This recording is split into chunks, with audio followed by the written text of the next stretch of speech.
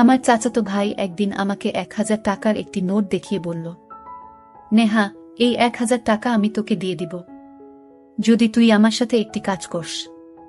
আমি বললাম, কি কাজ ভাইয়া? ভাইয়া বলল, ওই যে রান্নাঘরটা দেখতেছস, ওইখানে একদিন সন্ধ্যা বেলায় আমাকে একটু সময় দিবে। আমি বললাম, ভাইয়া এখানে কি কাজ করতে হবে? ভাইয়া আমাকে বলল, কি তা তো এইখানে গেলেই বুঝতে পারবে।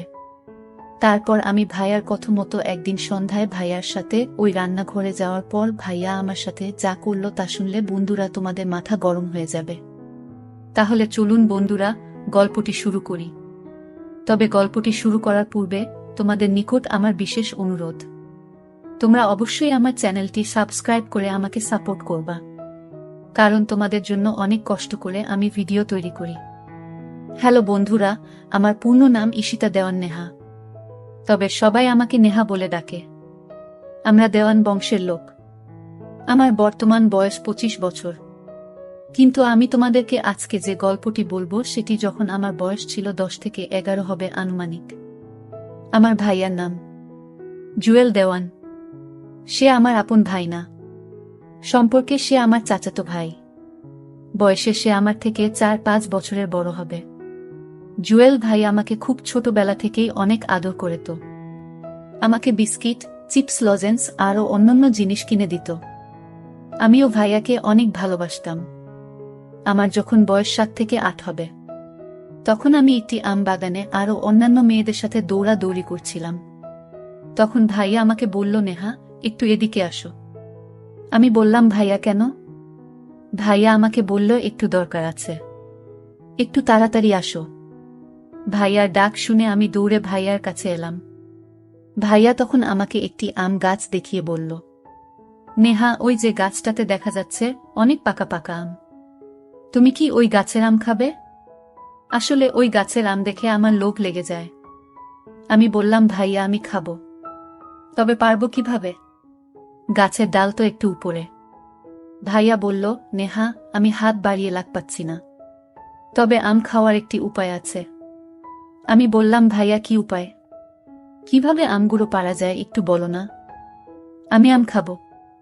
গাছের মধ্যে পাকনা আম ঝুলে রয়েছে, দেখতে অনেক সুন্দর লাগছে। আমার মনে হয় আমগুলি অনেক মিষ্টি হবে। আসলে আমগুলি দেখেই আমার খুব লোভ লেগে যায়। আমের কালারটাও ছিল অনেক সুন্দর। মনে মনে ভাবলাম, যে করেই হোক আমি এই আমগুলি খাবো। আমি ভাইয়াকে বললাম, ভাইয়া কিভাবে আমগুলো পারা যায়? ভাইয়া বলল, নেহা, এক কাজ করো, আমি তোমাকে উঁচু করে ধরি, তারপর তুমি হাত বাড়িয়ে আমগুলো পারো। আমি আমগুলোর লোভ সইতে পারলাম না। আর ভাইয়ার মনে মনে যে ভিন্ন রকম চিন্তা তা আমি তখন বুঝতে পারি নাই। তারপর ভাইয়া যেভাবে বলছে সেভাবেই আমি কাজ করতে শুরু করলাম। এক পর্যায়ে আমরা বেশ কিছু আম পাড়তে সক্ষম হলাম। খুব পাকা পাকা আম। আমগুলো পাড়ার পর সেখানে আমরা পেট ভরে খেলাম। ভাইয়া আমাকে বলল, নেহা, এবার আম খাওয়া হয়েছে, তোমার পেট ভরেছে, তুমি খুব মজা পেয়েছে? আমি বললাম, জি ভাইয়া, আমগুলো সত্যি অনেক টেস্ট। তারপর ভাইয়া বলল, তাহলে চলো এবার বাড়ি চলে যাই। তারপর ভাইয়া আর আমি বাড়ি চলে আসলাম। এইভাবে ভাইয়ার সাথে আমার নিত্য নতুন মজার মজার ঘটনা ঘটত। ভাইয়া খুব ভালো ভালো জিনিস আমাকে এনে দিত। এজন্যই ভাইয়াকে আমার অনেক ভালো লাগত। ভাইয়ার সকল কথাই আমি মানার চেষ্টা করতাম। সবসময় অপেক্ষায় থাকতাম ভাইয়া কখন বাহির থেকে আসে, কারণ আমি জানি ভাইয়া বাহির থেকে আসলে অবশ্যই আমার জন্য কিছু না কিছু নিয়ে আসবে। আমার চাচাতো ভাই জুয়েলের গঞ্জে একটি মুদির দোকান ছিল। সে মূলত একজন মুদির ব্যবসায়ী ছিল। তার দোকানে নতুন নতুন কোনো প্রোডাক্ট আসলেই সে আমাকে গিফট দিত। আমি তার গিফট নিয়ে আনন্দে নাচতাম, কারণ তখন আমি খুব ছোট ছিলাম, কিছু বুঝতাম না। ভাইয়া যখন আমাকে কোনো কিছু দিত বা কোনো কিছু গিফট করত, তখন আমার দিকে অপলক দৃষ্টিতে তাকিয়ে থাকত। মাঝে মধ্যে ভাইয়াকে আমি বলতাম, ভাইয়া তুমি আমার দিকে তাকিয়ে কি দেখো? আমার কিন্তু খুব লজ্জা লাগে, তুমি এভাবে আমার দিকে তাকিয়ে থাকবা না। ভাইয়া তখন বলে, আরে পাগলি, আমি তোর দিকে তাকিয়ে কি দেখি? না, দেখছি আমার বোনটা কত বড় হয়ে যাচ্ছে। আমার বোনের মধ্যে আস্তে আস্তে নতুন কিছু উদয় হচ্ছে। কি সুন্দর লাগছে আমার বোনটাকে। আমার বোনটার যখন পরিপূর্ণ বয়স হবে, তখন জানি না কত হাজার লোক তার রূপের মোহে পাগল হয়ে যাবে। আমি বললাম, ভাইয়া বেশি হয়ে যাচ্ছে কিন্তু।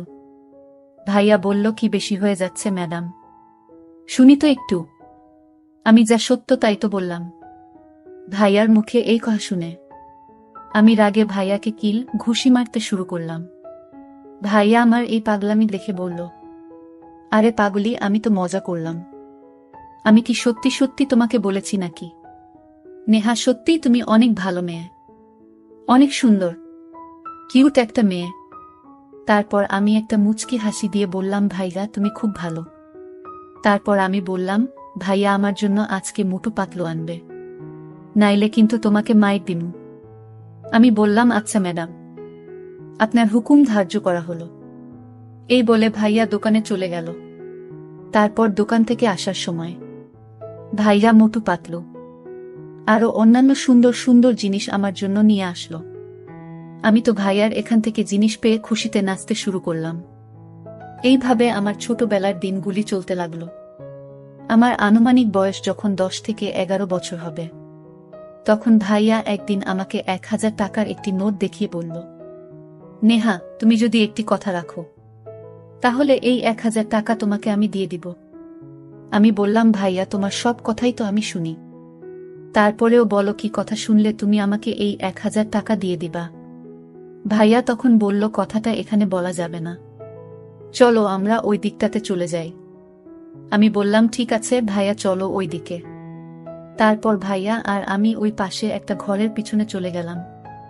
চলে যাওয়ার পর ভাইয়া আমার কানে ফিসফিস করে বলল, নেহা, ওই যে রান্নাঘরটা দেখা যাচ্ছে, ওই রান্নাঘরে তুমি আমার সাথে যাবা এবং সেখানে আমরা কিছুক্ষণ সময় একটি কাজ করব। যদি তুমি আমার সাথে কাজটি করতে পারো, তাহলে এর বিনিময়ে তোমাকে আমি 1000 টাকা দিয়ে দিব। আমি বললাম, ভাইয়া কি কাজ?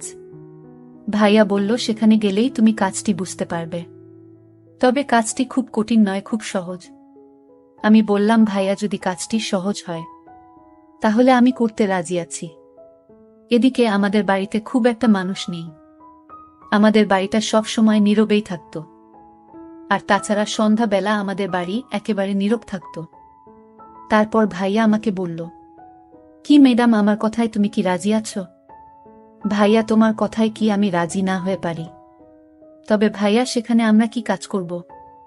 তখন ভাইয়া বলল, আরে ম্যাডাম, ভয়ের কিছু নাই, সেখানে গেলেই তো বুঝতে পারবা। আমি বললাম, আচ্ছা ঠিক আছে ভাইয়া। তারপর সন্ধ্যাবেলায় আমি ঘরে পড়তে বসলাম। হঠাৎ দেখি ভাইয়া জানালার পাশ দিয়ে আমাকে ইশারা দিচ্ছে। আমি ভাইয়ার ইশারা পেয়ে ভাইয়ার কাছে চলে আসলাম।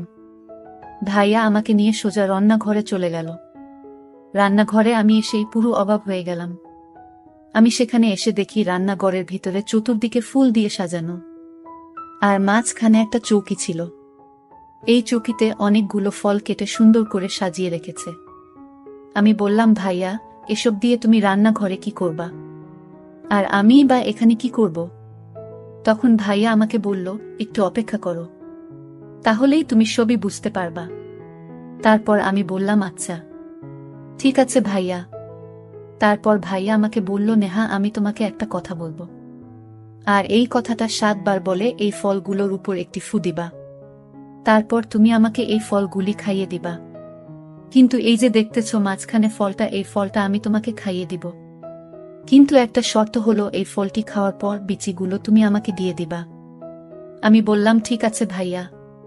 তারপর আমি ভাইয়াকে বললাম, ভাইয়া, আমি যদি এইটুকু কাজ করতে পারি, তাহলে তুমি কি আমাকে 1000 টাকা দিয়ে দিবা? ভাইয়া মুচকি হেসে বলল, হ্যাঁ ম্যাডাম, তুমি যদি এই কাজটুকু করতে পারো, তাহলে তোমাকে আমি 1000 টাকার নোট দিয়ে দিব। আমি ভাইয়ার কথায় খুব খুশি হয়ে গেলাম। এটা তো আমার জন্য কোনো ব্যাপার না, কিন্তু আমি বুঝতে পারছিলাম না যে এই কাজটাই আমার জীবনের সবচেয়ে বড় ভুল কাজ হতে যাচ্ছে। তারপর আমি ভাইয়ার কথা মতো আমাকে উনি একটি বাক্য শিখিয়ে দিলেন। সম্ভবত এটা কোনো ভিন্ন ধর্মী বাক্য হবে মনে হয়। এই বাক্যটা 7 বার পরে ফলগুলোতে ফু দিলাম।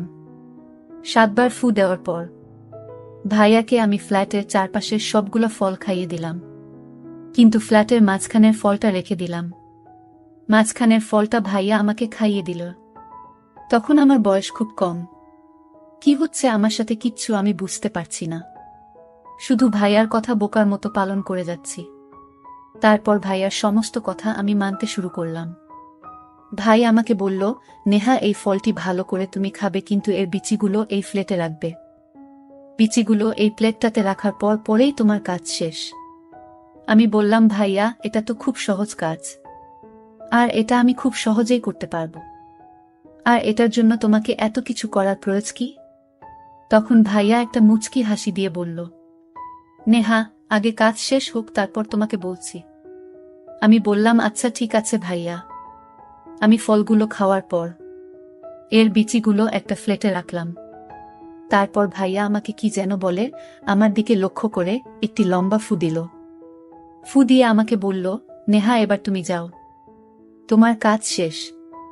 1000 টাকা তিনি আমার হাতে ধরিয়ে দিয়ে বলল, এই নাও তোমার কাজের বিনিময়, এবার তুমি চলে যাও, কাল কথা হবে, এখন অনেক দেরি হয়ে যাচ্ছে।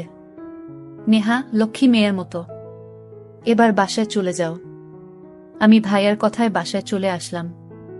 এসে আমি খাওয়া দাওয়া করে ঘুমিয়ে পড়লাম। কিন্তু সকালে ঘুম থেকে উঠতেই আমার মধ্যে এক আমূল পরিবর্তন লক্ষ্য করা গেল। যেদিকেই তাকাই আমি শুধু ভাইয়াকে দেখতে পাই। মনে হচ্ছে ভাইয়া আমাকে ডাকছে। মনে মনে আমি ভাবলাম, আমার কি হয়ে গেল, কেন এমন হলো? তবে কি ভাইয়া আমার সাথে প্যারানর্মাল জাতীয় কিছু করে ফেলেছে? আমার কাছে কেন জানি মনে হলো আজকেও আমি সন্ধ্যার সময় রান্নাঘরে যেতে হবে। রান্নাঘর যেন আমাকে টানছে। সন্ধ্যা হতেই আমি চুপি চুপি রান্নাঘরে চলে গেলাম। গিয়ে দেখি ভাইয়া আমার জন্য বসে আছে, অপেক্ষা করছে। আমি যেতেই ভাইয়া আমার সাথে তখন এক অন্যরকম আচরণ করা শুরু করলো, যে আমি তোমাদেরকে মুখের ভাষায় বলতে পারবো না। খুব বাজে আচরণ। ভাইয়ার আচরণ দেখে আমি তো পুরাই অবাক। কিন্তু ভাইয়া আমার সাথে যে এত খারাপ ব্যবহার করবে তা আমি কখনো কল্পনাও করি নাই। ভাইয়া আমার সাথে এত কিছু করতেছে, তাও আমি কিছু বলার সাহস পাচ্ছি না। আমি যেন অন্যরকম হয়ে গেছিলাম। আমি তার হুকুমের গোলাম হয়ে গেছিলাম। সে আমার সাথে যা ইচ্ছে তাই করতেছিল, কিন্তু আমি তা বলতে পারতেছিলাম না। তার সবকিছুই আমি মেনে নিচ্ছিলাম। তার কাছে গেলেই আমি কেমন জানি হয়ে যেতাম। সে আমাকে যা বলতো আমি তাই করতাম। এভাবে সে আমার সাথে অনেক কিছুই করেছে, যেটা আমি তোমাদেরকে ভাষায় প্রকাশ করতে পারবো না। তার সাথে আমার এইভাবে চলতে থাকে দিন। তার সাথে আমার এইসব চলে প্রায় 5 থেকে 6 বছর। হঠাৎ আমি অসুস্থ হয়ে পড়ি। তারপর আমার বাবা মা আমাকে ডাক্তারের কাছে নিয়ে গেল। ডাক্তার আমাকে পরীক্ষা বলে আমি নাকি মা হতে চলেছি। এই কথা শুনে আমার মা বাবা প্রচুর কান্না করতে লাগলো। বাসায় এসে আমাকে জিজ্ঞাসা করল, মা নেহা সত্য করে বল, তোর এত বড় সর্বনাশ কে করেছে? তারপর আমি আর কি করব? বলে দিলাম আমি ভাইয়ার কথা। তারপর মা বাবা জুয়েল ভাইয়াকে ডেকে এনে বোঝালো। বলল, জুয়েল তুই কি করে পারলে আমার মেয়ের এত বড় সর্বনাশ করতে? যাক বাবা, যা হবার হয়ে গেছে। এখনো কেউ জানে না। কেউ না জানার আগেই আমরা নেহাকে তোর সাথে বিয়ে দিতে চাচ্ছি। এখন তুই কি করস? বাবা মায়ের প্রস্তাবে জুয়েল ভাইয়া রাজি হয়ে গেল। তারপর ধুমধাম করে আমাদের বিয়ে হয়ে গেল। বন্ধুরা, এখন আমি তোমাদের দোয়ায় ভালোই আছি। তবে মাঝে মধ্যে আমার অতীত আমাকে অনেক পীড়া দেয়। মনে মনে ভাবতাম যদি জুয়েল ভাইজা আমাকে বিয়ে না করত, তাহলে আমার কি হতো? আমার মরা ছাড়া কোনো রাস্তা থাকতো না। তো বন্ধুরা, আমার মতো তোমাদের জীবনেও এরকম ধরনের দুর্ঘটনা ঘটতে পারে, তাই তোমরা সাবধানে থাকবা। তবে তোমরা কারো সাথে কোনো প্রকার দুর্ঘটনা করার সময় তাকে খুব ভালোভাবে বুঝে শুনে তারপর তোমরা একটা কিছু করার সিদ্ধান্ত নিবা। নইলে একটি ভুলের কারণেই তোমাদের সারা জীবন পস্তাতে হবে। বন্ধুরা, ভিডিওটি যদি ভালো লাগে তাহলে একটি লাইক দিন। আর তোমরা যদি এইরকম ধরনের ইন্টারেস্টিং ভিডিও পেতে চাও, তাহলে দয়া করে আমার চ্যানেলটি সাবস্ক্রাইব করো। পরিশেষে তোমাদের সুস্বাস্থ্য কামনা করি। ভিডিওটি দেখার জন্য তোমাদের সকলকে অসংখ্য ধন্যবাদ।